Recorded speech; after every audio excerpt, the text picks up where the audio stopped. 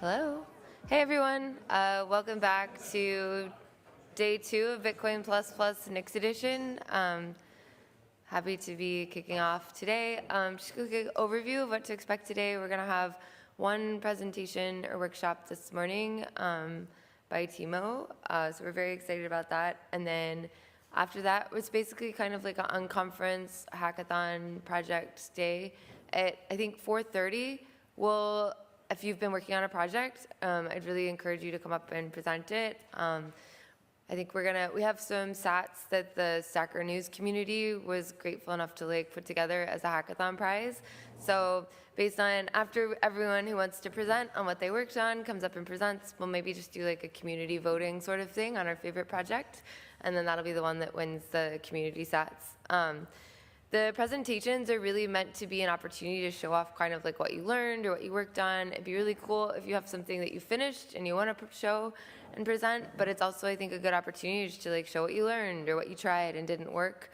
So don't think of it necessarily as something where you have to have like a finished project, but would highly encourage everyone who actually did something to come up and show off what you worked on so other people have an idea about, what you spent your time working on. Cool. Okay. So without much further ado, let's go ahead and get our first and only workshop of today up here. I don't know where 0xBTC is. Okay, great. Cool. All right, give it up for Timo. Thanks. Thanks. Do you want the lights in the thing on at all, do you think? Are people going to want to see? Probably not. I don't know.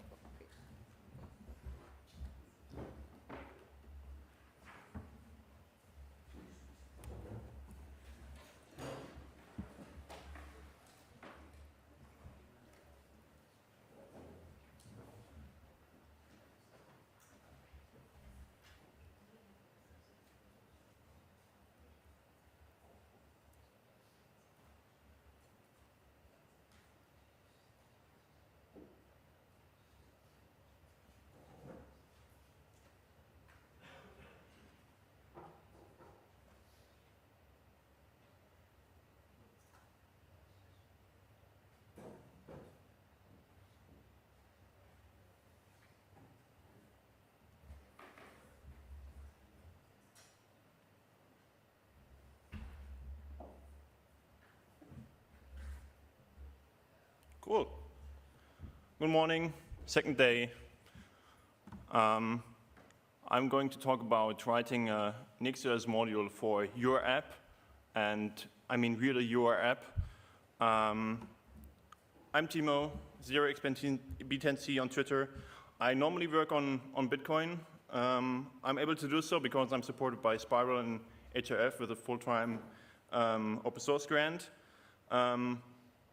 And I run a bunch of monitoring software for the Bitcoin network and make sure things are going great. And they are going great.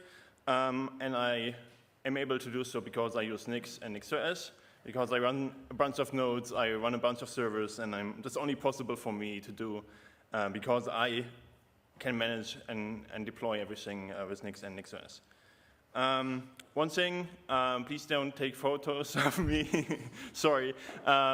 I don't like my face being on the internet, and also I think we disabled the camera in front of here. Yeah. So the scope for this workshop is touching a bit on nix-edition modules, systemd services in nix-edition, and also touching a bit on running Bitcoin Core. We also touched on this yesterday, but we make sure to give you a chance to repeat this today as well. But this is only really touching the tip of the iceberg of what's possible with nix-edition and nix-edition modules. But I think it's a great introduction for you and a great hands-on way to get started. The timeline is as follows. I'm going to talk for the next 50 minutes or so, give you a brief introduction about nix-edition modules, and then it's your turn, hands-on hacking.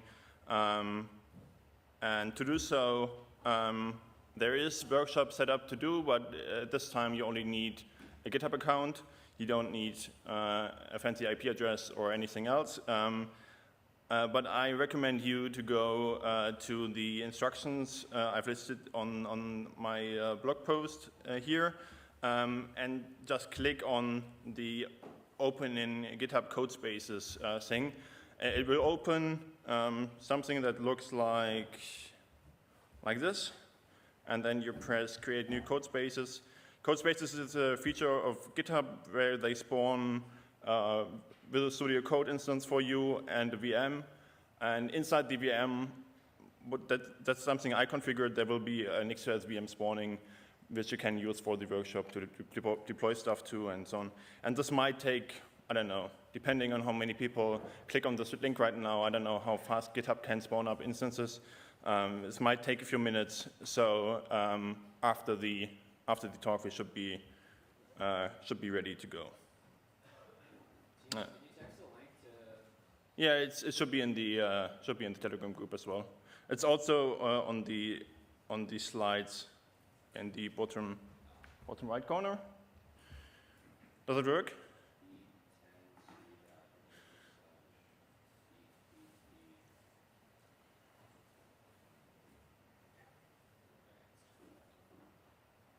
It should look like this and take a few moments to start. Okay. To recap, yesterday we had a talk covering a bit about Nix, nix.js, and also Nix modules. To recap, Nix is a language and a package manager. Nix.js is a distribution, a Linux distribution using this package manager, but it also has modules, like small parts, individual parts that make up the nix.js system. And I came up with this great analogy of having a puzzle piece as a nix.js module, and in the full nix.js system, once you build it and everything works, is the complete puzzle. I'm trying to use this analogy going forward, but first, do you know if the nix.js, if the configuration.nix file is a module? What do you think? Anyone has an idea? It describes a module. So is it a module? No? I think it is. Everything is a module. So yeah, coming back to this, so the structure of a nix.js module. First, we have some imports. Mostly, like these are imports of local modules, because you don't really need to import modules that are already in nix.js. You can just use them. For example, there is a module for Bitcoin Core, so you can just use this module. You don't have to import it. Then a module has options. This is basically an API definition where you say, okay, this is something other modules can use and plug into. So this is the left side of the puzzle piece, where you plug some other puzzle piece into, some other module into. And then there is the configuration part, which is option definition. So you define how to use other options that are either in nix.js or in other modules. And you declare an option in nix.js in a nix.js module under the options name, and you give it a name, and you use the mk option function, which takes as an argument the type, a default value, an example value, and a description. I'm going into details in some of the types that Nix offers, but for the defaults, it usually makes sense to think a bit about what makes sense here, what makes sense to put here.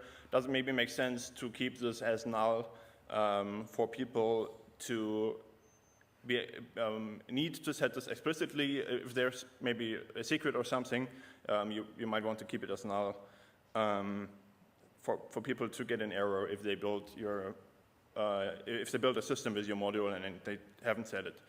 Example is also always useful for people using it, and there is a documentation which also tells people what to put here and what maybe happens if you enable this option or if you set this option. Nix.js has a bunch of types that we can use, starting with a bool, pretty basic, an integer, but you also have unsigned integers. And for example, there is special types like a port, which is basically just an alias for an 16-bit unsigned integer, but it's used so often that it makes sense to have a special type for it. Also strings, a pass, which points to file on your file system, and a package type, which basically says, okay, we can switch out the package used in this module. So if we have a Bitcoin Core, whatever release binary, we can switch a package. We can switch this out with the MutinyNet binary we had yesterday. So that makes sense to be able to configure what package to use in a module. There are also a bit more advanced types. This is only like a brief overview. There are a bunch more, but you can also have a list of type T, pretty basic, and an address set like a set of attributes of type T, or you can have a null or type T type, which basically says, okay, either null, like unset, or of type T.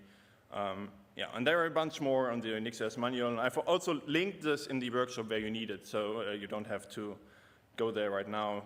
In the workshop, you'll find links to it if you need it. And then there is a special option. Pretty much every module has one of these. It's the MK enable option or make enable option. It says, it's basically short for an MK option for with a type of bool. Defaults to false, and that's example to true because that's the other possible value here. And it always says whether to enable something, and in this case we have something is magic, and then it will print whether to enable magic. We used this yesterday too.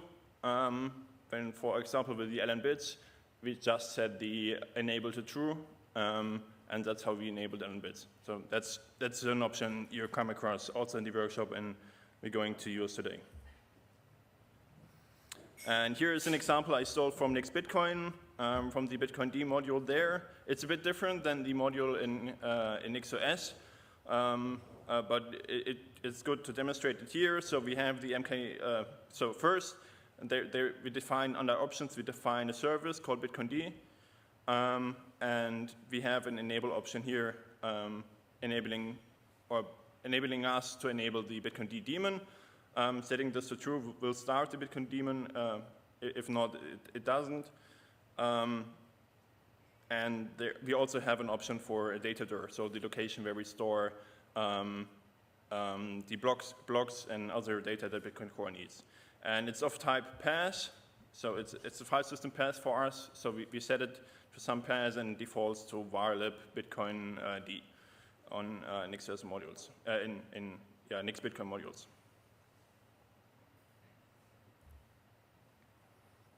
This is now the other side of the puzzle piece where we plug into other configuration options from other modules. So this is the configuration side, the config part of the module, where we say, okay, we want to set this configuration only if the enable flag is set. Otherwise, we don't do anything here. We don't do any processing. We don't care about it. And we have a systemd service called Bitcoin D. Systemd is also a module provided by nix-OS. We're also going to use systemd today. And there are some configurations in here started after the network interfaces are up. And we want to start it at least, or we want to reach the target, multi-user target, and so we want to start it as part of this target. For the service configuration, we set an exec start, so that's basically the command to run once the service starts, and it uses the package that you can define in nix-Bitcoin. Again, you can switch out to a different maybe commit or a different binary in the Bitcoin Core, built from Bitcoin Core. You always run the Bitcoin D binary there, but you can set the datadir pass to config.datadir. That's basically what's happening here. So this is using this from the options. So this is in the options on the left side of the module, on the left side of the puzzle piece. And this is on the right side of the puzzle piece in the config part. So you might be curious how many nix-OS options are there, where can I find them, and I can recommend definitely go to search.nix-options. They say there are more than 10,000 options, and yeah, they're quite extensive. Maybe some of the modules you want to write are already in nix-OS package or in the packages, and yeah. Also, some you can, for example, control the firewall with this. That's also a nix-OS module. Yeah. And there are a few built-in functions for you can use during working with nix-OS modules. That's not really nix-OS specific. That's more Nix specific, but it makes sense to mention it here. And there are functions for example, addition, pretty basic, adding E1 and E2. There's also a toString function you'll probably need in the workshop, just converts E to a string.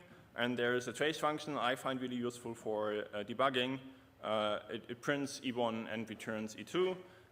You can plug these functions just in your syntax, and it usually helps you debugging. And yeah, you can also have, there's also a map function which just applies a function to a list. You probably won't need these, but I just want to mention them that you're aware that there are a bunch of functions already defined that you can use. And that's it for the me talking part. Now it's your time, your turn, hands-on nix-OS module writing. Again, I'm not sure, maybe some people came late, the instructions are here. Has everyone been able, or has anyone been unable to set up a GitHub Codespaces instance? No. Okay, so everyone has been able, right? Raise your hand. Yeah, good. Plenty of hands. Cool. So I was speaking about where we're going to write a module for your app. Obviously, I don't know what your app is, what you want to run. Also, I don't know if you already packaged your app in Nix. So I brought a mock program for that. It's called Your App. It does two things. It connects to Bitcoin Core RPC server and just tries to establish a connection, does one RPC call, and after that, it starts a web server. And your goal is to get this web server starting and actually get a reply from this web server. So you have to plug in the options and do the configuration part here to get this running. And your app obviously needs the RPC information, so you probably want to have options for this, and also need support to listen on, and you also want to have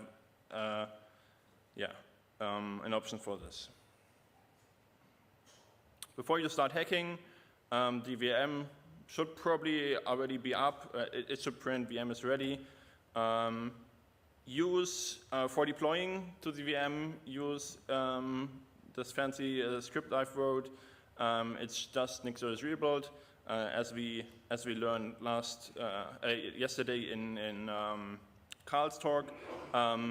The reason for this is the VM is only emulated, so it's not using the KVM that would make it fast. So it's quite slow. Rebuilding in the VM is possible, but it would probably take half an hour or so. So we just build on the GitHub Codespaces terminal and deploy from there using nix-OS rebuild to the VM. Yeah. But you can log into the VM with SSH VM. And I would recommend you checking out the nix-OS rebuild script if you're interested in using something like this for deploying. It's pretty basic. And yeah, I've prefixed the commands you should run during the workshop with host $sign if you should run them on the GitHub Codespaces terminal, and with VM $sign if you should run them in the VM. All right, and now it's your turn. In the document, you should find task 1. Might make sense to read it carefully. Your first step is to enable the rectest Bitcoin Core node there, do a nix-OS rebuild, and then use some systemd tools. And I have 2 questions to answer once everyone is done, but feel free to continue at your own pace through this workshop, and I'll sync up with you in a few minutes. Also, if you need help, raise your hand. I'd be happy to help.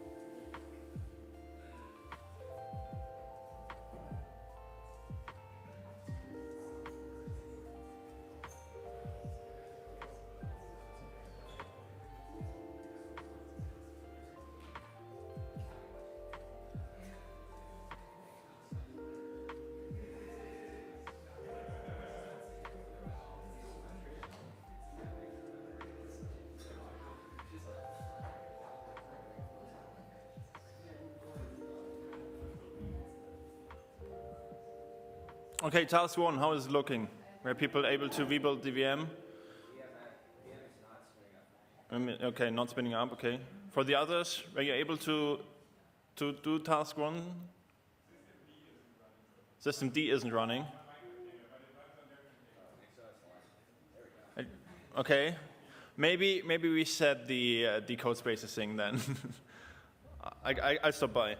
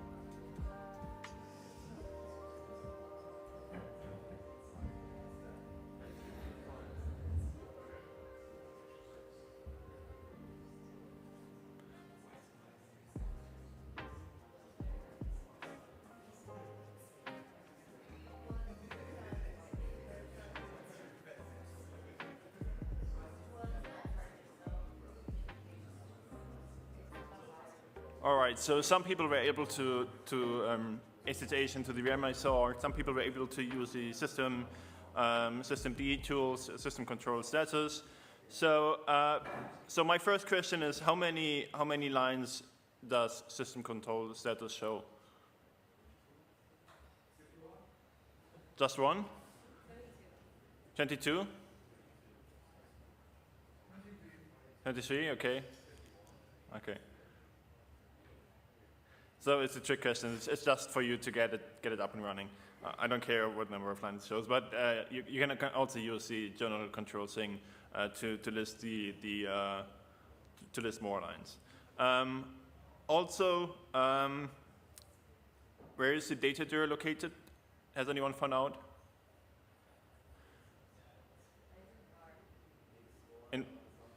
No, not in nix-store. Yeah, Bitcoin direct test, right? var lib Bitcoin direct test. So someone else mentioned something. So if you look closely at the nix-or executable script, it shows you some of the units that were reloaded. But was Bitcoin D actually restarted or started? Did anyone find out? Right, so it wasn't really restarted. There is a bug in the nix-OS module for Bitcoin D. Enabling it doesn't really enable it. If you configure it, it's enabled. So this would be maybe a good first issue for someone to fix today in the hackathon time. So I'm just going to show you where it is. So we have, let me make this bigger. We have the MK enable option here for the Bitcoin D daemon, but we actually don't end up using it anywhere. So your goal, or if you want to fix it, you probably should add a filter function in here. So each Bitcoin D, the variable each Bitcoin D should only be the enabled Bitcoin Ds. Could be a good fix for today. also would be happy to review that. It might break some other people's setups though, because they have it on enabled like equals false, but yeah, it works for them. Okay, let's move on to task 2. This is more like the very big task for this workshop. It's really writing options, declaring options for your app server, and using these options, also enabling the firewall and enabling the your app service. And you probably will see some errors if you don't do it correctly. And yes? Was I supposed to skip task 0 because your app help doesn't run? That's what I got stuck. Task 0? Yeah. You see task 0? Where do you see task 0? It's right at the top. Yeah, task 0 is set up for the connections to your app. Was I supposed to not do this part? I'll come check in with you.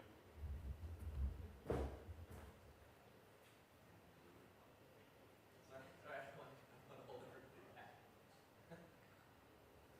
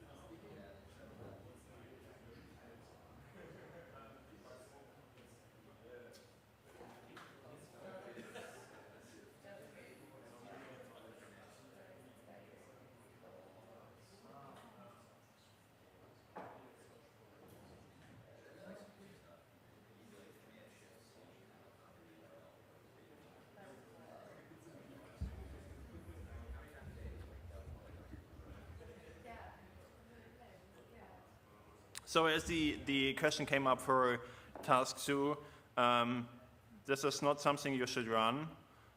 This is more me printing you the help output of your app, because you actually don't know what's your app. Don't run this, it probably won't work. But it gives you a few hints for task 2, for the arguments that you need to pass in the task. So that's probably something you want to declare options for.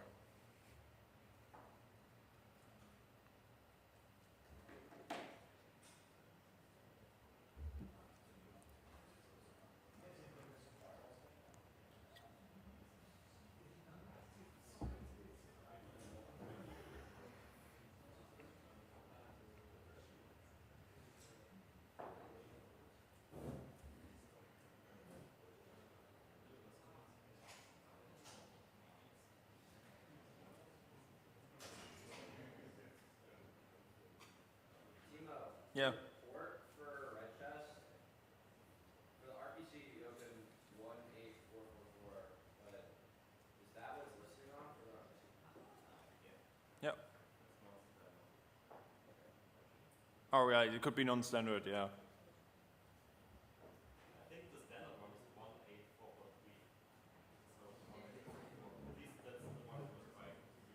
Okay, yeah, it could be.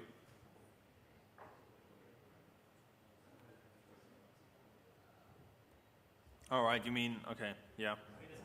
Yeah. Yeah, that was the intention, right? Not a mistake on my side.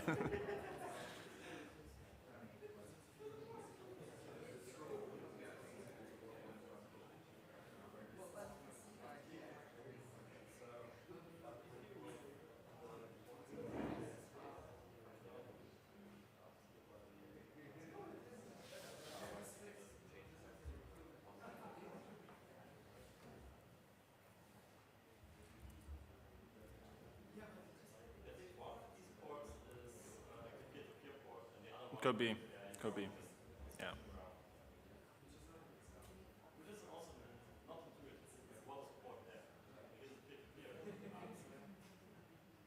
So your app is a server, web server. It needs a port to listen on, and it also needs an RPC port. So you need to make a distinction. Also, that's you defining an API, so it makes sense to make it transparent for the user what they're defining.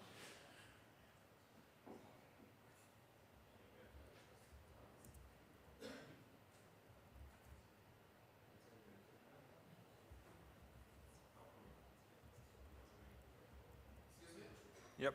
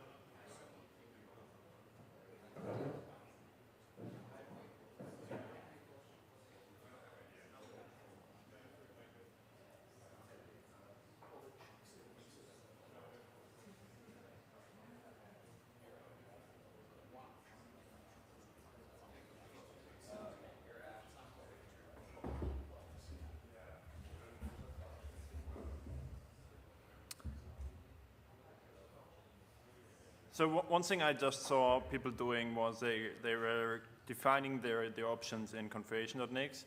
That's obviously not very defined, the options for your module. If you really read the instructions carefully, you will find out that there is a modules folder and there is a default .nix for your app, and I would recommend you define the options for your app there.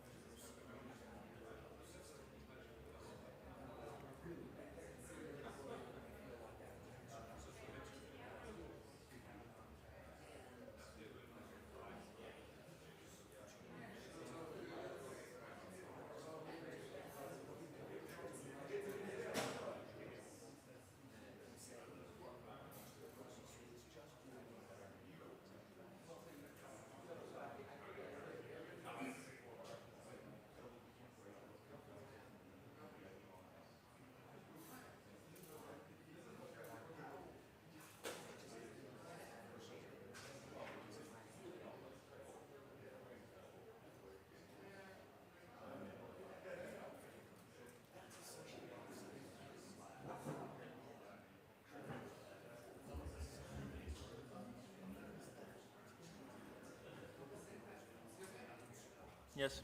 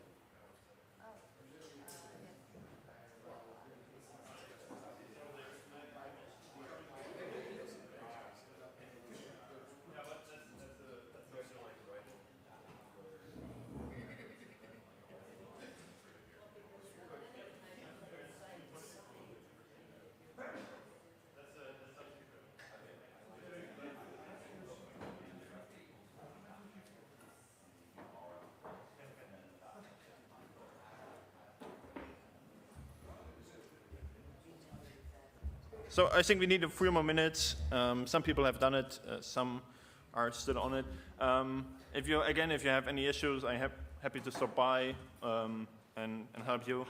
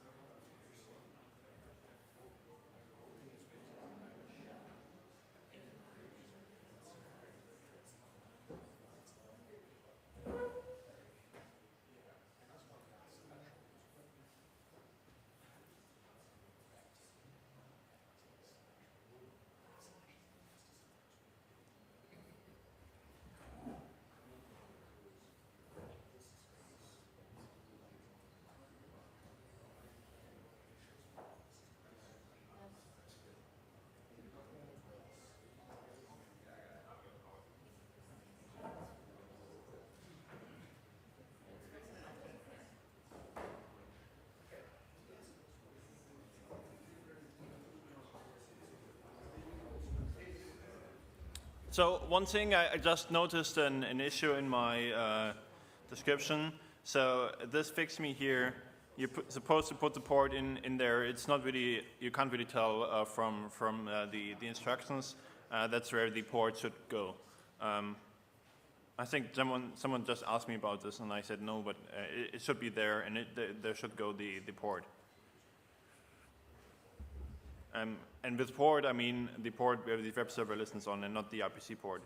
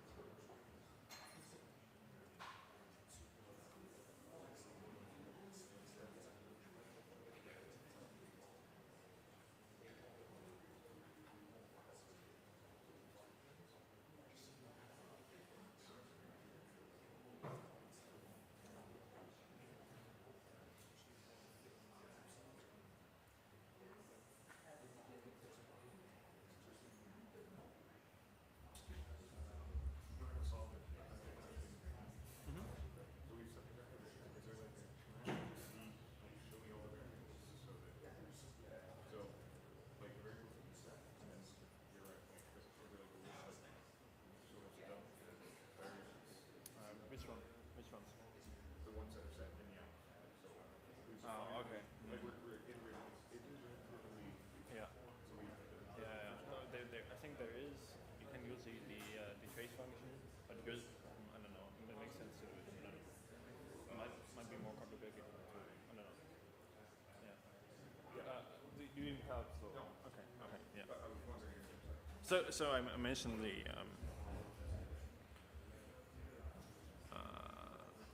Where do we have it? Here. This trace function. So it prints E1. So you could pass the configuration as E1 and something else as E2. And this would print everything there is for you. Yeah. This is one option. so I was, we'll figure it out, but it's just like CFG something for the variables, but then it would be nice to see like a tree of all variables. And then, Okay. Yeah. because then you could grep for. Yeah. So now you can easily find what Yeah. I'm looking for the shortcut. Yeah. I'm not sure if there's really a shortcut. Yeah, I don't think there's. Yeah.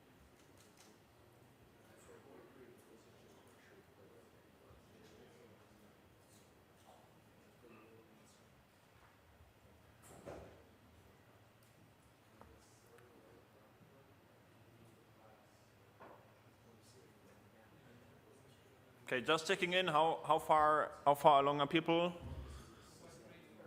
2.3, okay. Anyone else? 2.3?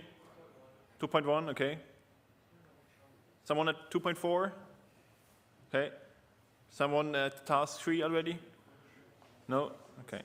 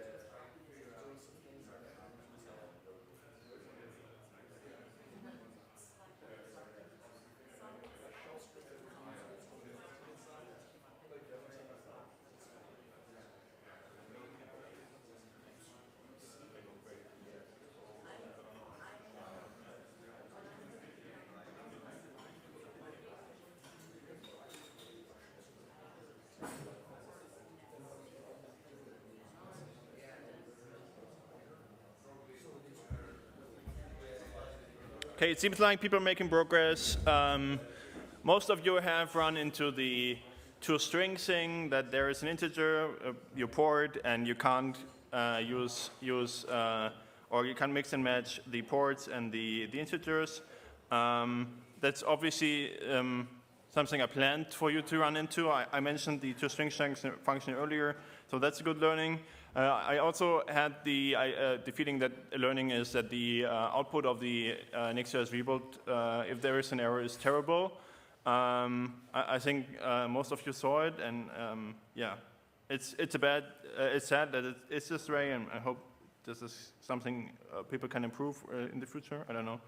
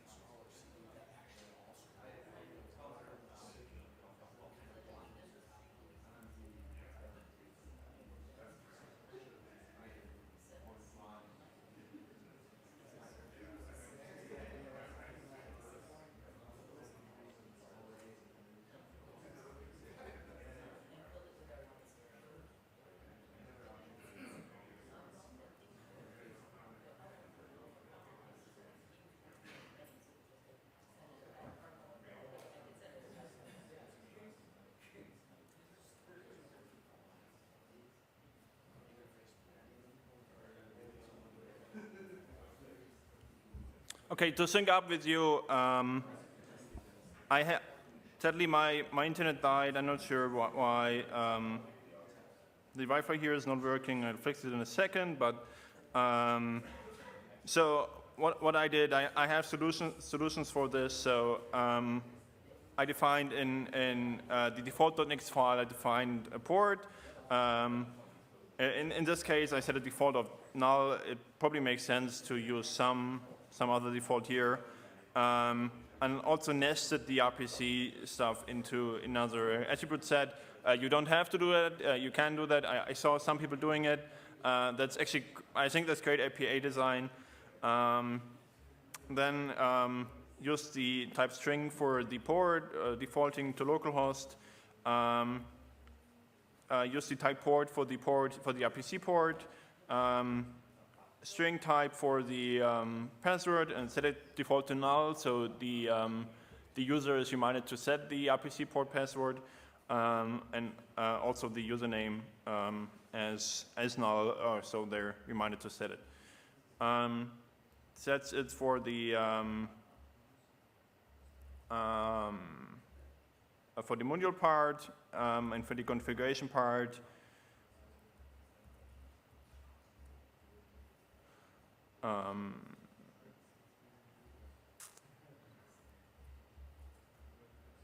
I set the app, the port to your app port.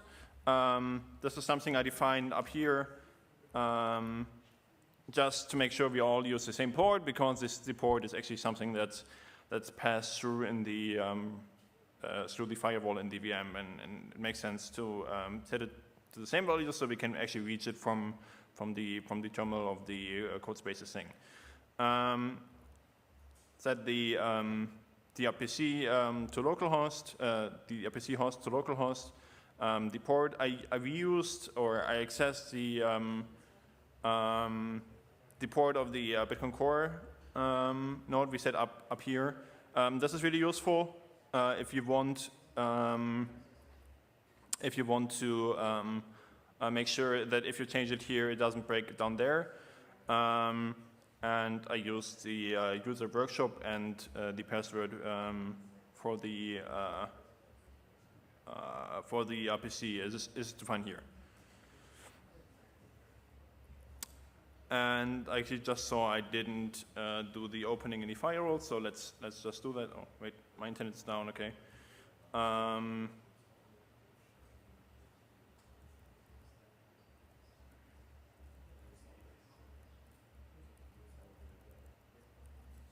So that's networking.firewall.allowed. Yeah. TCP ports, I think that's it, and then that's a list of ports, and in our case we want to just use the port we defined up there, which is config services your app port.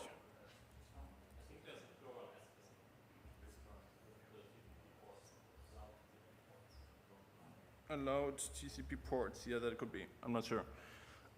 You also could use your app port in here. I always recommend to use the values, to reference the values you already defined in your configuration, so stuff doesn't break if you at some point change ports for this. So you only need to change it in one place. Yes.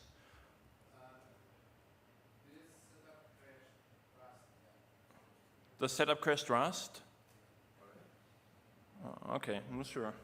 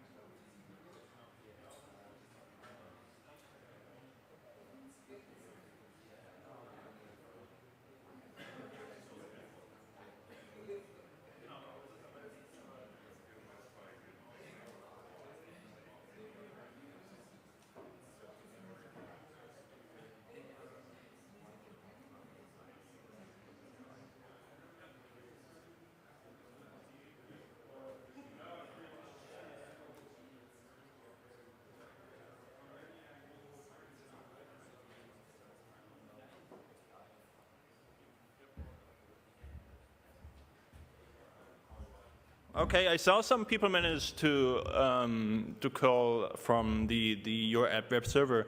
Can anyone tell me what it returns the web server? Hello world? Yes, hello world. Cool. So some people are still at task 2, other people are going on with task 3.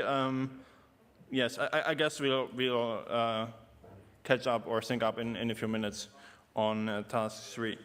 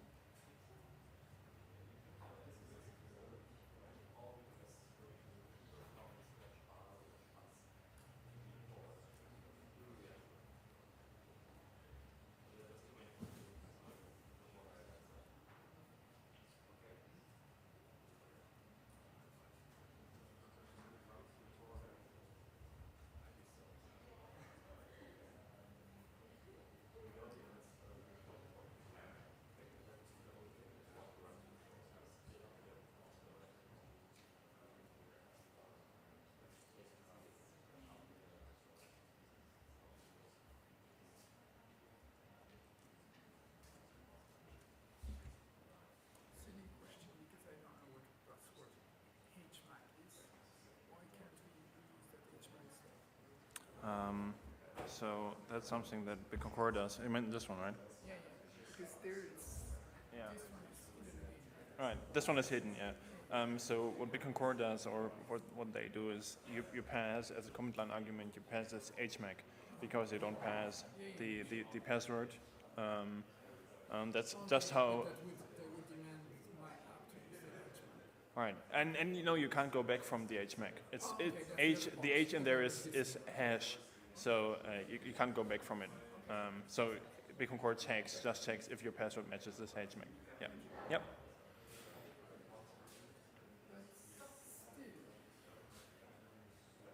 If I'm defining it elsewhere, I would want to be sure that what's provided to Bitcoin is the actual HMAC of my own configuration.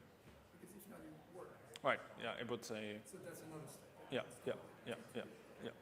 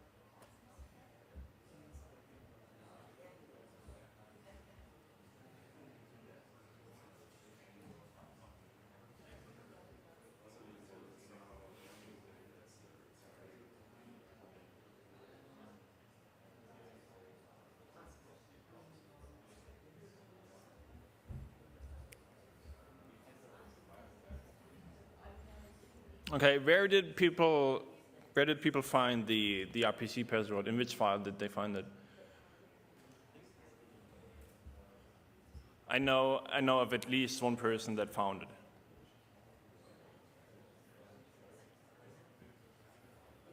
Yes, where did they find it?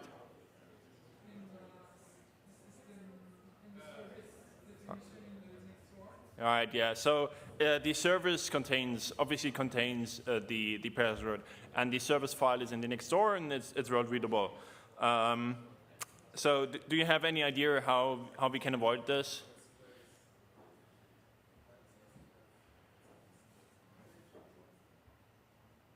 So one idea to avoid this is to. So I'm sorry, I have trouble hearing it, but one idea is to not put any passwords in places where they are going to end up in the Nix store. And one option here is that's quite usual in nix-OS is that you have a password file where the file is in some way restricted from reading for other people, and only the service can read the file, either by mounting it for the service only or by giving maybe the service user only permissions to read the file. That's one way of doing it. Obviously, this is not implemented here, but that's something, some improvement we could do. I think that's also how Nix Bitcoin does it. Jonas, please correct me if I'm wrong. You have the secrets in a file, and only the modules that are supposed to read it can read it, right? Not sure if you're following. No, okay. We have the secrets in a file that is readable only by root, and then in the pre-stuff, I think. Or maybe I'm wrong. Okay, I haven't checked, but I just assumed that this is the way you're doing it. We have some file where the secret is stored, and at startup of the systemd unit, we copy it into the respective configuration file. Okay, yeah. So and only the service can read the configuration file, and the configuration file is not stored in the Nix store. Yeah. Yes. Okay. Yes. Yeah. Makes sense. Okay. So that's not the password file. That's more a config file thing. But yeah, same thing.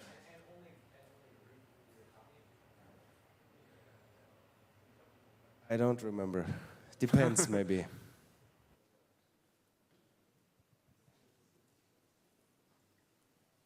People ran the systemd analyze security thing. What were the emojis that were shown for everything running on your system? Bad? Now it's good? Okay. It says okay. What was the score for the Bitcoin D? 7? 9? We had different scores? Okay, and were you, did anyone do 3.3 yet and were able to reduce the score? Yeah? Can you still do the crawl thing and get header rollback? Okay, great. Because there, if you just copy and paste from the Nix Bitcoin thing, there is a thing in there that disables all IP connections, which breaks your app. But yeah, so, and just to mention this here, to be clear, this is only one step in hardening some stuff. It doesn't mean if there is a smiling emoji that your stuff is really super secure. It's more like in a defense in depth principle thing, then you want to have it as one step and reduce it as much as possible. And there are probably a bunch more things you can do for security and so on. For example, Nix Bitcoin does the net namespaces thing. Could probably do this also here, but not in this workshop.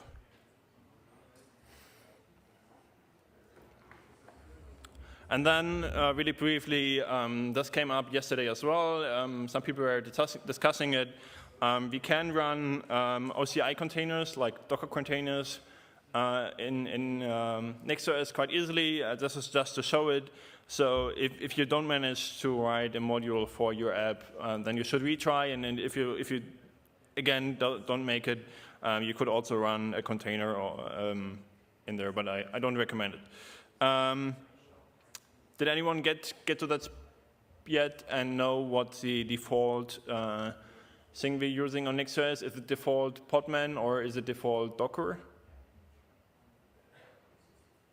Okay, I think no one is there yet. Okay.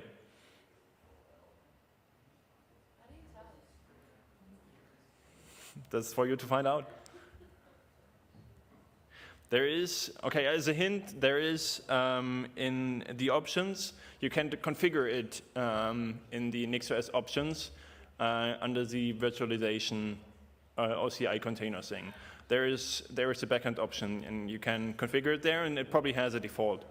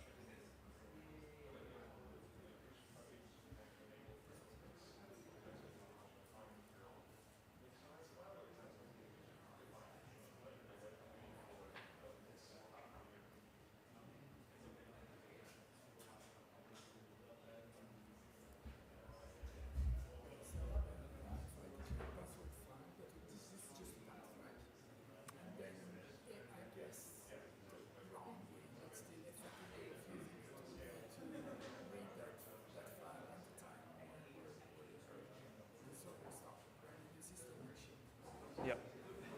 So you could read it from. So no, the thing what you do is you place the password file or whatever configuration file, you place it in some directory or at some place. Maybe you mount something where only the servers can read it, and then the actual tool, the actual app that reads the file. Oh, yeah.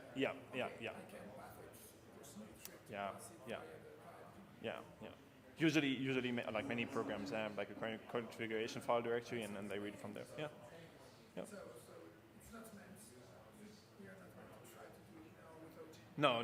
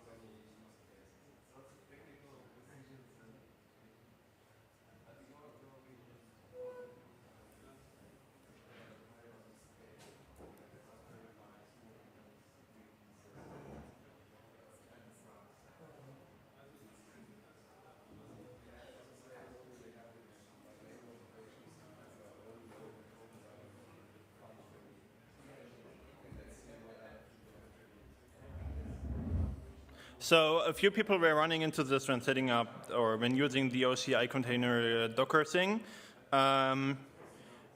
It says, I'm looking in the nix-OS options thing for it, and it says it's called ports.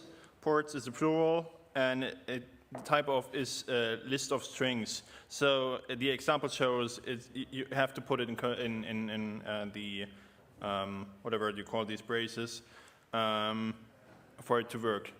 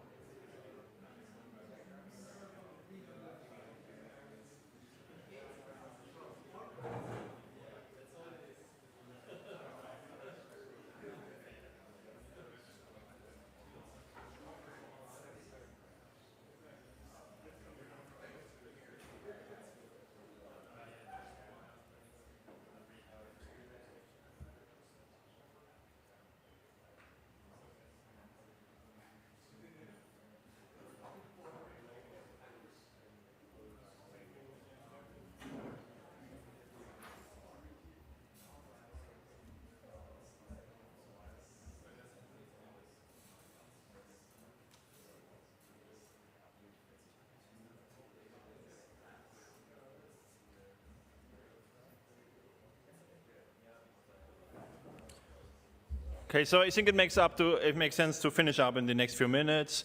I just wanted to show one more thing, which is the nix-OS containers thing. So in nix-OS, you can spawn containers that run nix-OS quite easily. So if you want to run a container with a full system, that's a really easy way of doing it. It's uses systemd nspawn, so all systems that support systemd nspawn actually support nix-OS containers, so you can actually run a nix-OS container on your Ubuntu machine. Because Ubuntu uses systemd, you can't run it on your Mac because your Mac probably doesn't run systemd. What I did nix-OS container create, start, create and start BCT pp23, and then I can do a root login into it. And as you see, I'm in the virtual machine GitHub gives us in our nix-OS virtual machine inside of a nix-OS container. It's an empty container. There's nothing running in there, but we could run stuff in there. And there are two ways of defining these containers. You can either define them by just typing the comments, which is imperatively, as the Nix people call it, or you can also declaratively define these containers and have in your configuration file a container configuration that just starts the container and runs stuff in there. And that's, again, you can configure this just as you would configure or define stuff in the configuration.nix file. So you could have a container for your database if you for any reason want to do this.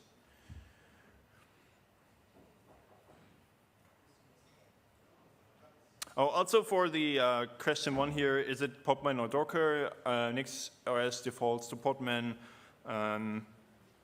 You can find that in the options here as well.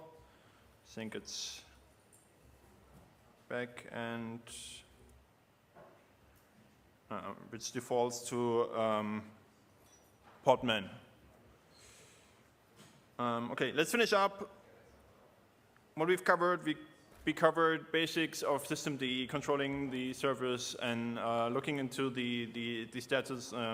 We also covered nix-OS rebuild. Obviously, here in the shell script, during the limitations, because of the limitations of the VM we're in, or the GitHub code spaces thing.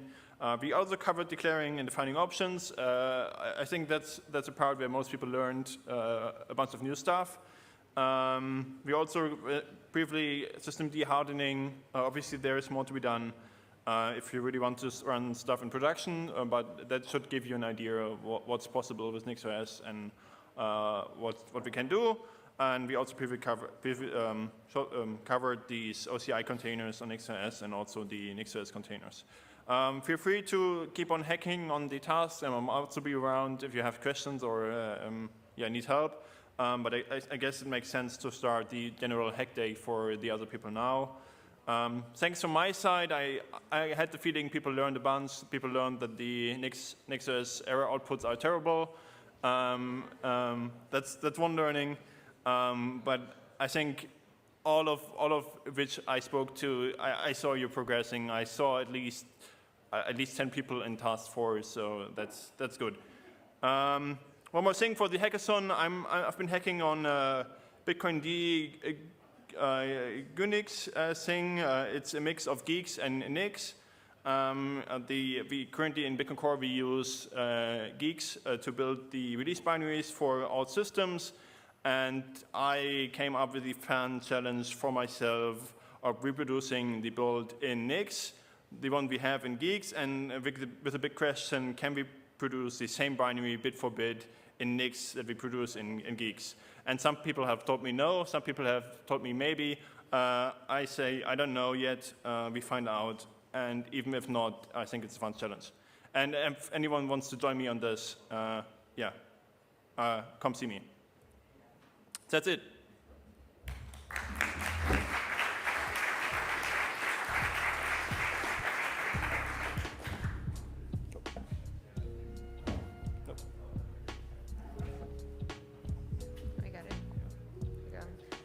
Hey guys, we had one quick announcement that Cody wanted to make. Cody, and then lunch will be, there's 2 places that are gonna be open for lunch today. There's a pho place, which is right next to Holtzmark Pearl, that way, and then the pizza place will also be open. They don't open till 12:30 though, so just FYI, another 30 minutes. Okay, go for it, Cody. Alrighty. Hey guys, so how many people here have used Clover before? Yes? No? Okay, so just for the hack day, just something that I've been helping Patrick cook up at Clover for this, because we use them for Fedimint, and we're going to use, well, let me just show you a couple things, right? So if you go to clover.app, so the same way that, kind of similar to how Timo set up that GitHub code spaces for us, is that Clover has set up so that you can do this. You can go to clover.app/instant/code nix. And this is going to spin up just very similar to the code space that we just used for the workshop. This is going to spin up a Nix environment for you. So you just click launch. And then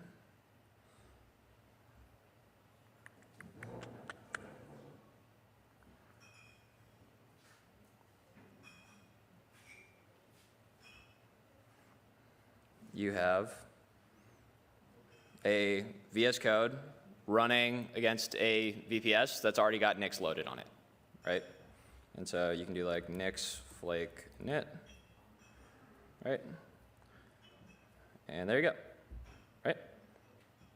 Cool. And so it's like already got everything loaded. So if you guys want just like very quick spin up environment stuff of just go clover dot, I'll put it in the Telegram. You just go to https://clover.app/instant/code nix. There you go. And then, like, why is this cool? Is because eventually, and I'm working with him to do this for a bunch of Bitcoin projects, you're going to be able to go to clover.app/instant/code Fedimint. And so this is going to clone down from the Fedimint repo, GitHub repo, and it'll recognize that there's a Nix flake, And so it'll spit you into the Nix develop environment when you go onto here, right? So it's like whenever you want to like onboard a new developers, whatever, to your project, then you can just do that. So I can click like launch now.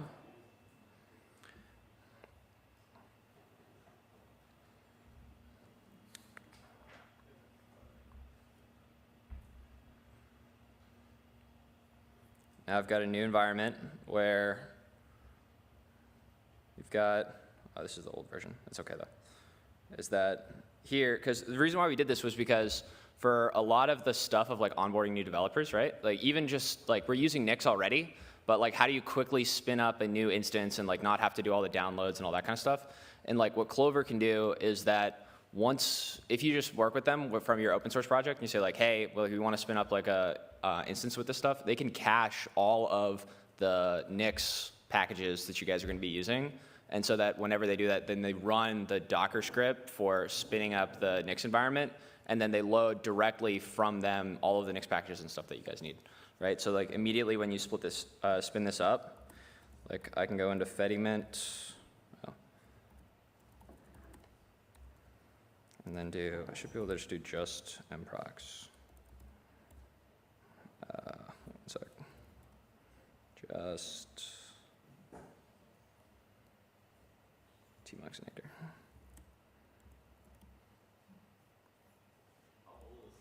This one's a little bit older. Yeah, but so right now it's just doing the Rust analyzer stuff, right? But then once it gets a lock on there, then it'll like build Fediment and start, right? Which is pretty cool. So if you guys can do that. And then what's also cool about that is that you can do that Clover for setting up in developer environments. But then this one's really special if you guys want to do this too.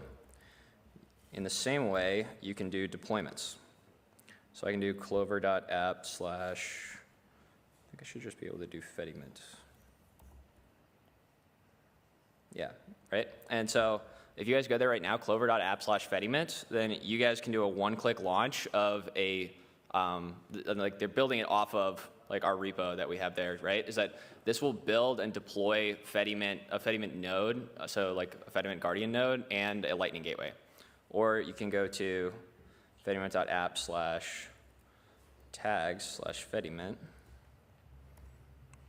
And this one lets you spin out just the gateway or just the node on MutinyNet, right? And so for like all your guys' projects that you guys are working on, you guys, like Clovers, they're like super into Bitcoin and like they really want to help out with this. So any of you guys who want to do this, you can just have like a one click and now you have both a developer environment, or you can deploy like an LND node or a Core Lightning node or whatever it is, right? Like from their environments, which is pretty cool, right?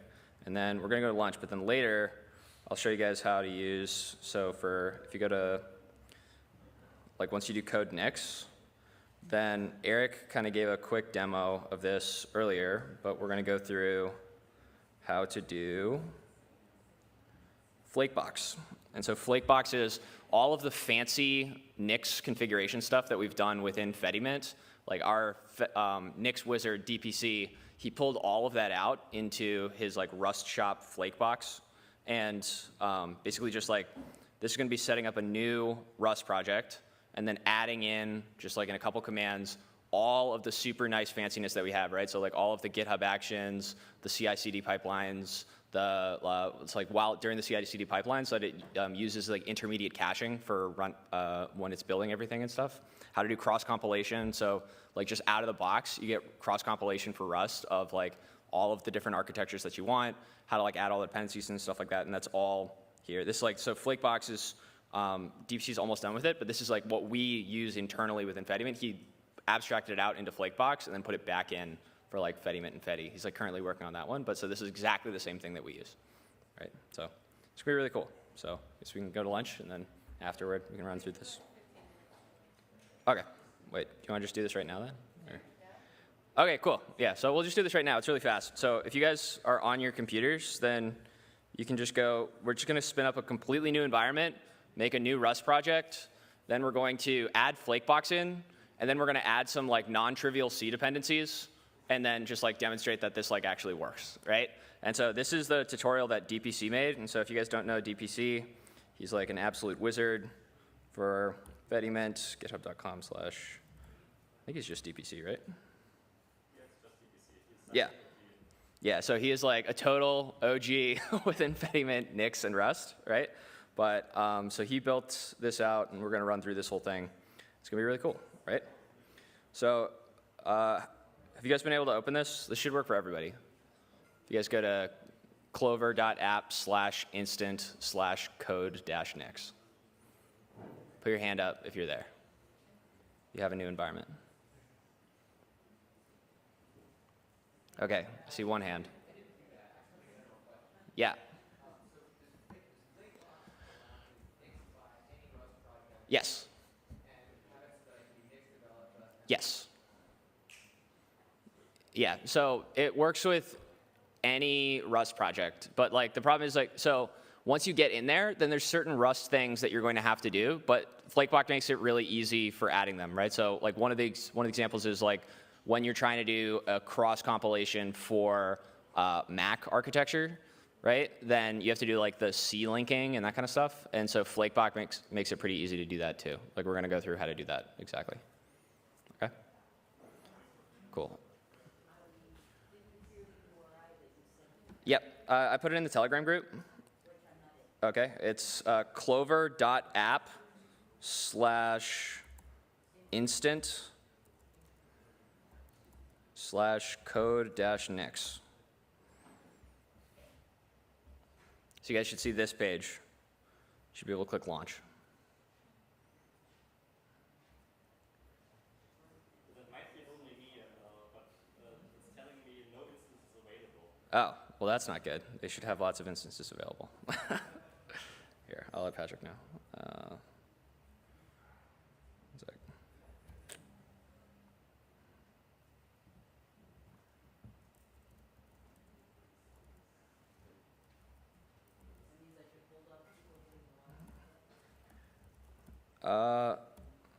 Yeah, you should be able to do either. Yeah, you can try it.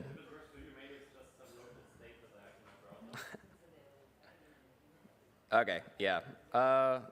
Yeah, hopefully it pumps it up. Whatever, I'll just walk through it on here, and you guys can follow along for it. Then the Flakebox tutorial is here.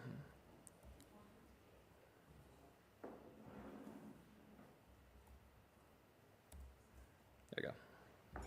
Cool. All right, so here we go. So we're going to make a Flakebox tutorial. Oh, where's that? There we go.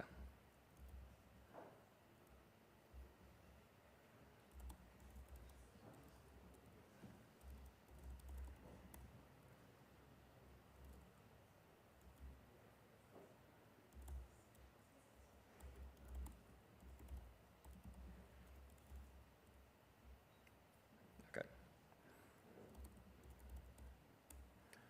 And then we're going to do, so like these code instant environments already have Nix loaded, and so like I'm not even going to install Rust. I'm just going to use from Nix packages. I'm just going to use cargo, right? And so we go here. It's going to be run Nix packages cargo -- init.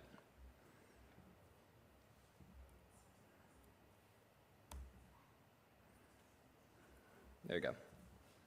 All right, so we're running it. Take a sec.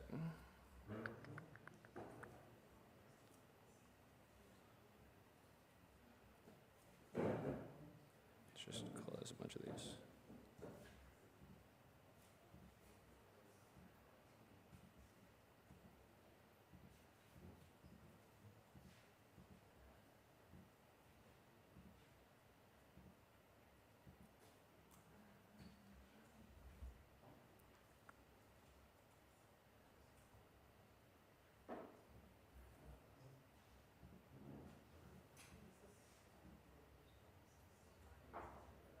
Cool. Okay. So now we have a brand new project, right? So just your normal Rust. And so if I do here, right? So I actually don't have Rust C installed, right? So if I do which Rust C, right? So like, you know, I was able to build it off of using Nix packages, which is pretty cool. And so we're going to make a new Nix flake.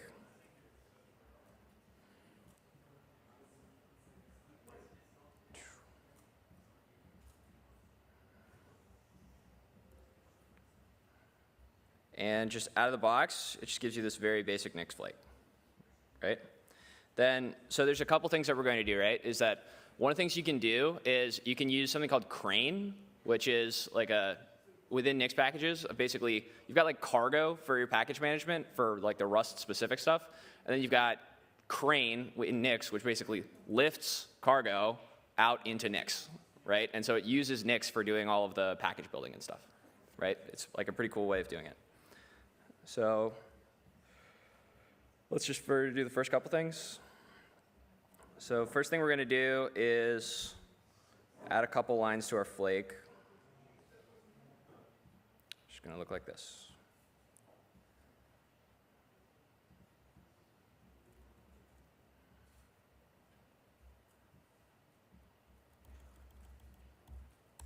All right.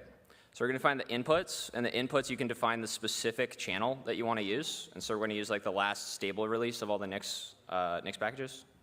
And then we're going to use Flakebox. And Flakebox is going to pull from there. We might have to change this, right? And then we're going to say like, hey, we want to follow Nix packages. So whatever packages we're using in here, also use those same ones within Flakebox, right? So then here I can do Nix flake check. There we go, right? And so we're good. Cool.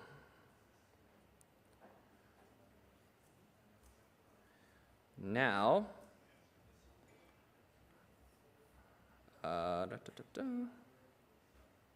so setting up a Flakebox dev shell, right? So we're going to want a dev shell where we can like go in with Nix develop and have it be the same for everybody, basically regardless of whatever architecture they're using, right? So these are the changes that you're going to have to make in order to do the dev shell. Go here. We're just going to get flake utils, and then we're going to define a dev shell that we're going to use Flakebox for.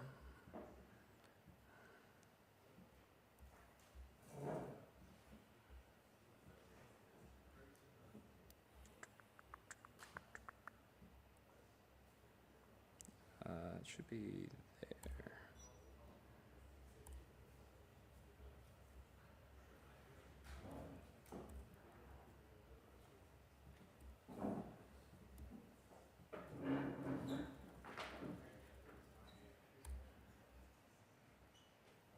Okay. Cool. So now Nix flake check. Oh, whoops.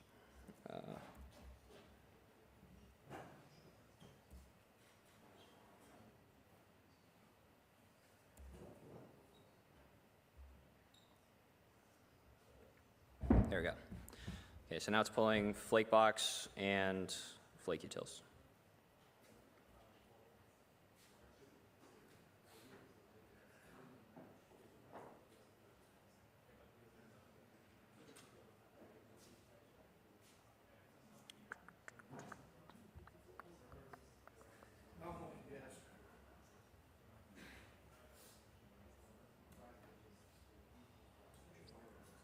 Okay. And then if you guys, you can just go here and just copy this Nix flake as is if you want for that one.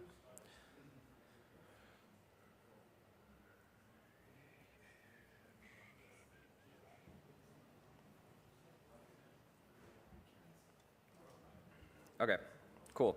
So like a couple things to point out here is that here we've got like flake utils for each default system. Use set Flakebox lib to the corresponding Flakebox system, right?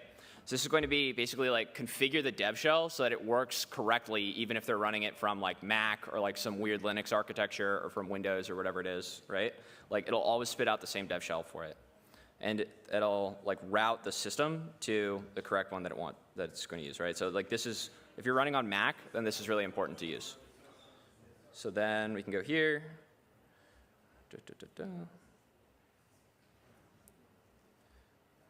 Okay, fine there. So now you can enter the dev shell right now by just doing nix develop.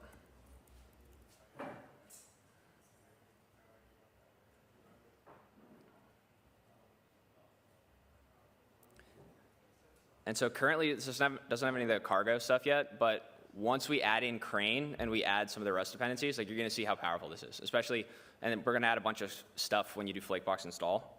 and it'll add like all the GitHub pipelines, all that kind of stuff for as we're using it, right? So.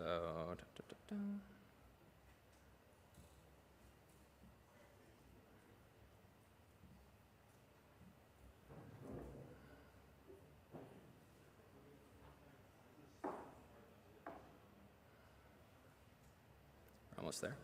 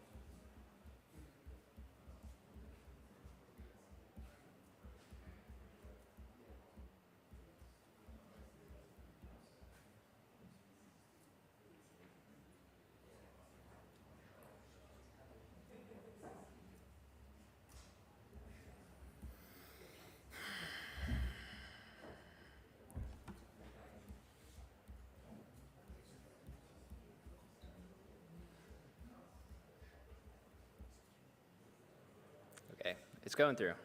We're like almost there.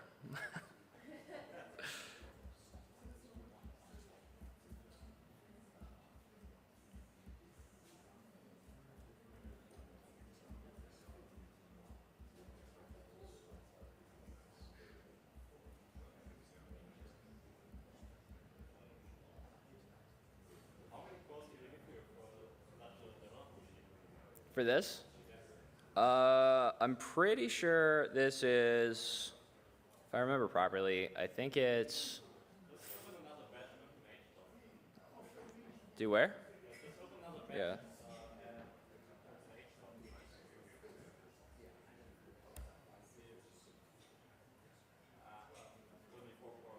Ah. That's okay.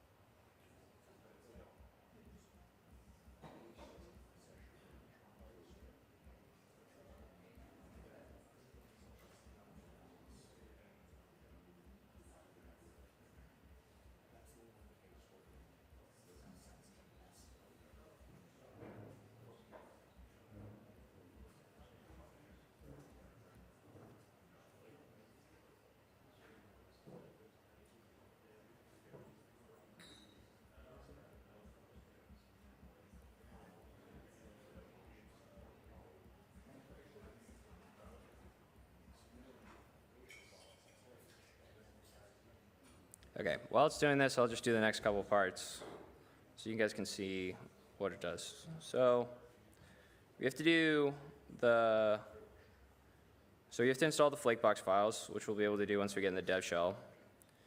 But the thing that we're going to add, which is going to be super magic, is going to be this Rust source, right? And so this is like telling it where your Rust project is building from. And so it's going to add in these paths for it, for like where the cargo toml is, the source, all that kind of stuff. And then it's for the outputs, it's going to use crane. And crane, Flakebox libs, crane multi-build is going to, out of the box, give you cross-compilation from the dev shell and whenever you build the project for like all the different architectures that you can possibly build the Rust for, right? Which can be super cool. So hopefully that is added in now. And so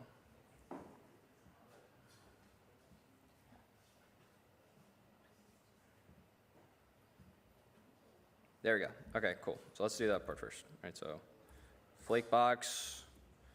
Well, let me just add git add dot.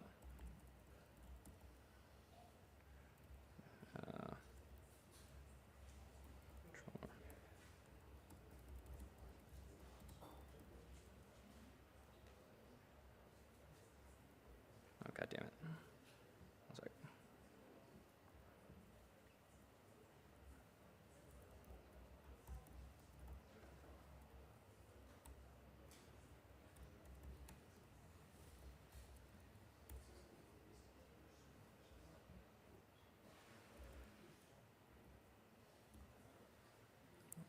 Okay.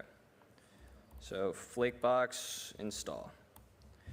It's going to install a bunch of files for us, right? So one is giving us a .config for Flakebox, where you get semgrep, and you can set all your settings and stuff in there. Within Flakebox, you've got this shell hook, right, which is going to work with the dev shell in order to like set up all your stuff and give you git commit hooks. Then in .github, you get a Flakebox CI, you get FlakeHub publish, right, so like GitHub workflows. And there's some miscellaneous stuff where you can set like commit messages, commit templates, pre-commit checks, right? So like all this out of the box. You get a just file with basically everything that you would need for building cargo projects for like all the cross-compilation stuff. And then you get Rust fumped and durenv set up. You get all sorts of nice fanciness, right? And then it also sets up for typos and like CLI checks, typos and CI checks and stuff. So I can go here and do nix flake check.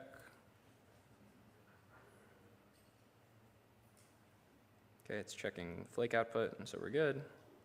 So and then I can do, let's do this, right? So I'll try to do a git commit, but like without using conventional commits, right? So git add dot commit -m blah. Oh, wait, sorry, I have to commit that one first. Once I do it, then I have the git commit checks, right? So let me like try doing a typo somewhere or something. I'll do like test there, and then this should give me, throw an error when I try to do this.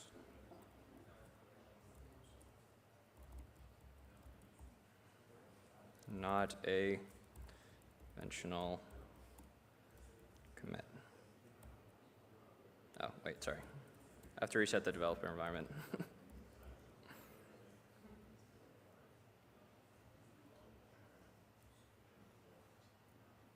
Okay, yeah, so now I'm in the developer environment, so it gives me all the just commands, and this is where it's going to be able to do the commit checks, right? So let's try another one. Let's do blah, blah. Thingy. Git add dot git commit -m. Not a conventional commit. There we go, right? So this one, oh shit, this is a Clover error. That's okay. Yeah. But so there's like a couple things, right? So it says like, hey, you need to update your cargo.toml. You have to do these changes. I don't know why it's throwing this error, but should be giving me that it found typos, and it's like enforcing the get hooks before I do this. This is just like this is a annoying locale setting. That's okay. Let's just move to the cargo part. So I go here, do this, back at my nix flake. Okay.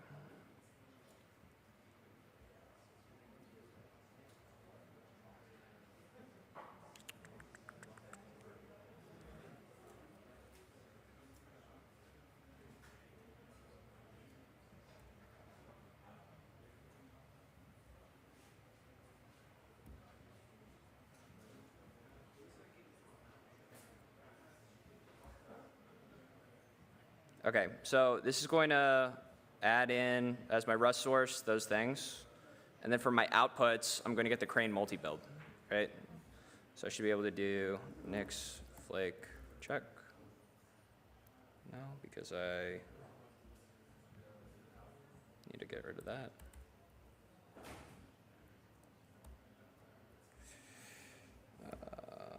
Where is that?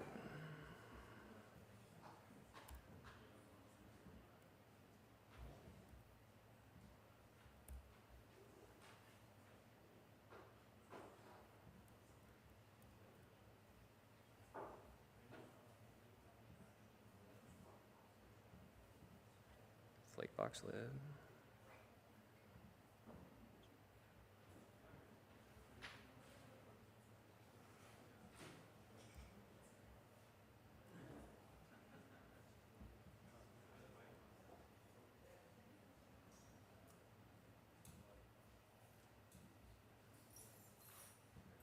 Oh, sorry, put it in the wrong place.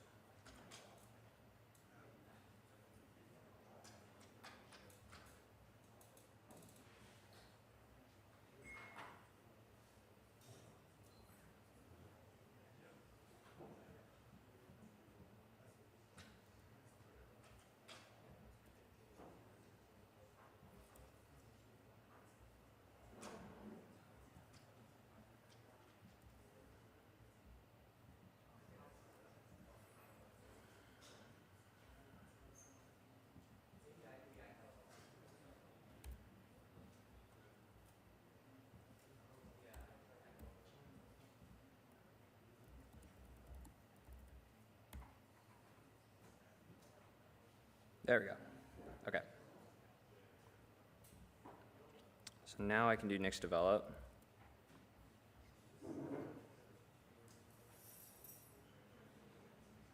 I can do just B.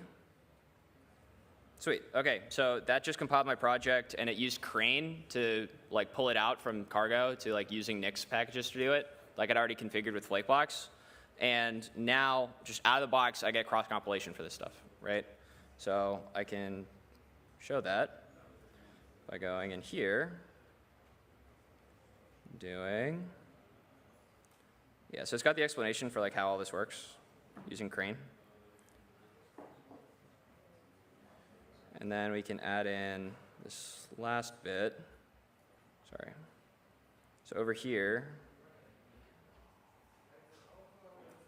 it gives me that I can build workspace dependencies only, that I can build workspace, or I can build package, right? And so like for all of those, it's not like, hey, I have to build and use all of the like developer and stuff when I'm using the CI pipeline of that. It'll just use the stuff that it actually needs for building the project, and specifically on the architecture that it's building it for within the pipeline, which is pretty cool. Right? And these are all the things that you get cross-compilation for, right? So you get like Arch64 Android, ARM Android, x86 64 Android. You get like all of these things just out of the box with it. And then, yeah, we don't have to do that one. So let's try this. So we're going to try building. I think I just did that already, but that's okay. Oh, here we go. I have to rename. What's up? Oh, sorry. Okay. Yeah. Well, you guys can just continue following the tutorial for this, but like the cool thing about this, right, is that once you configure and set this up for whatever Rust project you're going to be using for, you get like out of the box all of the awesome, cool stuff that like we've built with Infediment, and You get that just for your project, and now anybody else using your project, they get exactly what you want. They can like run CI locally. They can do all of it, right? Which is like super cool, right? So if you have a Rust project, like highly encourage that you check out Flakebox and you give it a try, right? So all right, thanks guys.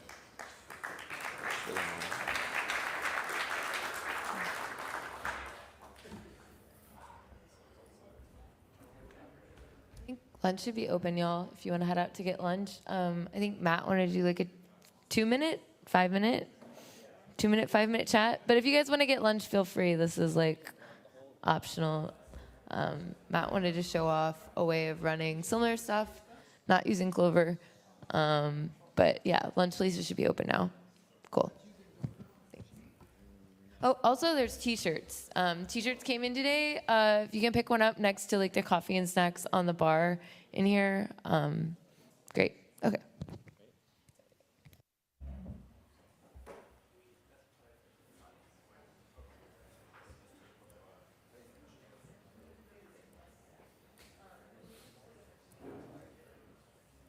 Okay, guys, this is just a quick demo, and it's probably going to come in handy for anyone that wants to do this sort of stuff.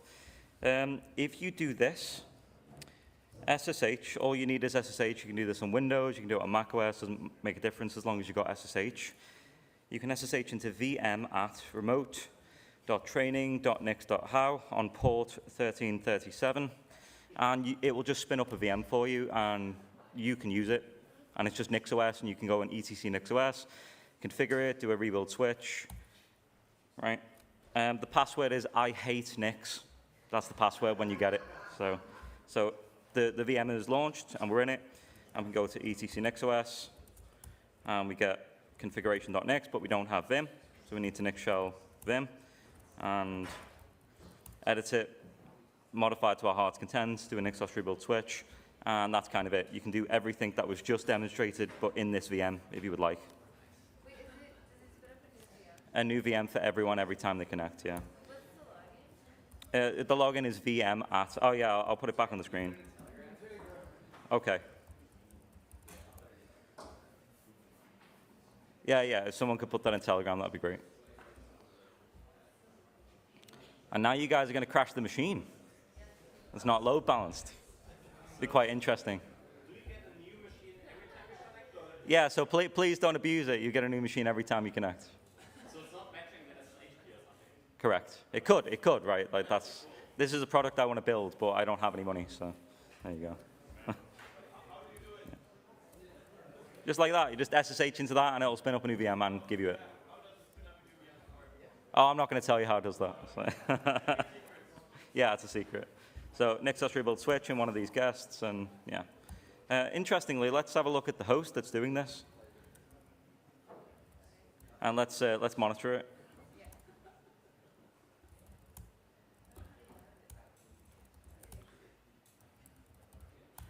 So every one of these TMP files or folders is a different VM. So that's how many people are connected right now. How do you get out of VM? You just quit. Like, yeah, it's because it's over SSH. You have to like do Control > Enter or something like that. It's just SSH. Enter twiddle dot.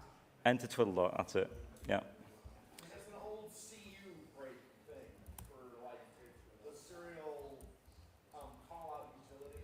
Little CU command from the modem days.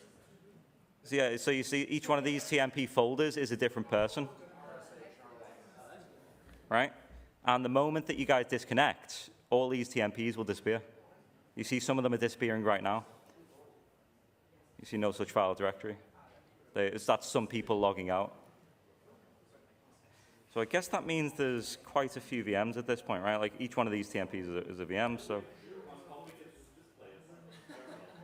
Oh yeah, so sadly it's locked to 60 or, what is it, 24 by 48 characters.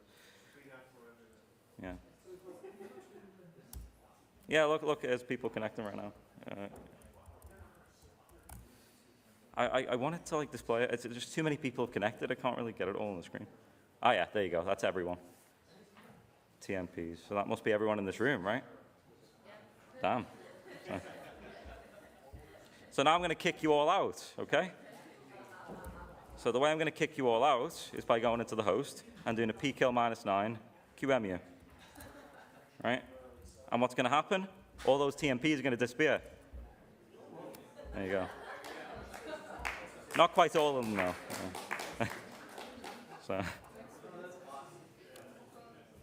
So yeah, if you guys need to play around, you can do that. Eventually for this, would it be possible if I could be like, hey, SSH in, this is my flake? Absolutely. That's one of the things I want to implement. That's so cool. Yeah. And in fact, flake URIs are actually valid usernames. Oh yeah, by the way, guys, it's all happening on my phone in my pocket. So. I'm just kidding. So, yeah, like, if I want to run Bitwarden in this context, I can just get Vim again, because this is a new VM. I can go to my Vault Warden configuration, which is on my GitHub, which everyone can copy from. I'll take this Nix code. It's like services.vaultwarden.enable = true. I'll just copy that. And now we'll put it into our configuration like this. Right? And then we'll quit. We'll do a nix-osh rebuild switch. And then in a moment, I'm going to have Vault Warden, going to be running it, and then I'll be able to give you all a link to it.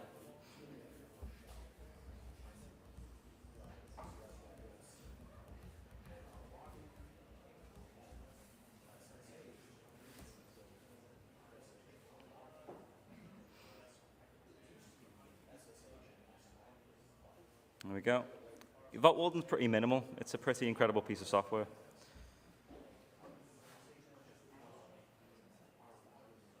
Okay, there we go. And now, because we're behind NAT, I can't give you a link to it unless I tunnel it out. So I'm going to get another tool called Bohr CLI. And I'm going to do Bohr local. What port is it running on? That's a good question. 8222.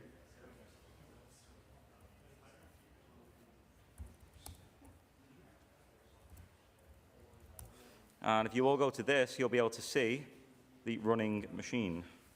Let me get that up. So.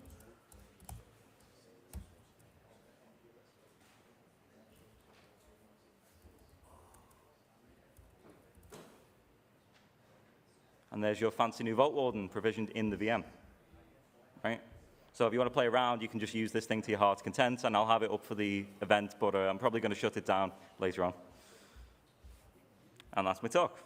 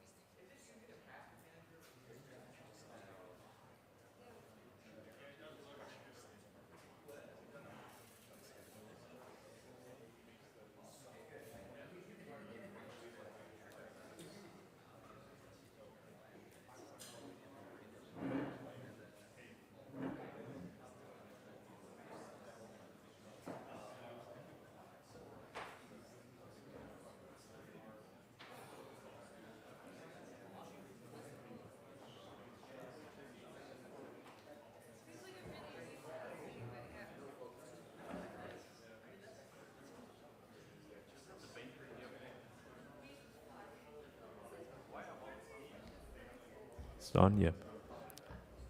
Just regarding lunch, as far as I'm informed, the stands are only going to be open until 1:30. So if you want to eat something, you should probably get it now.